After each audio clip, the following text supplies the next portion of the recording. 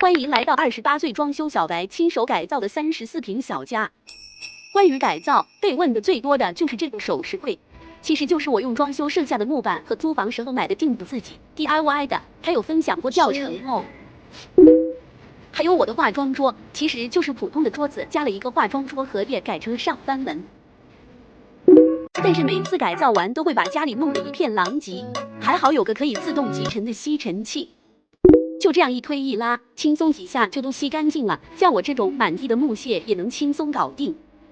用完放回基站自动集尘，一刮一吸，垃圾就被收到尘袋里了，装满直接一丢就完事，完全不脏手，而且这个尘袋还可以终身免费领取。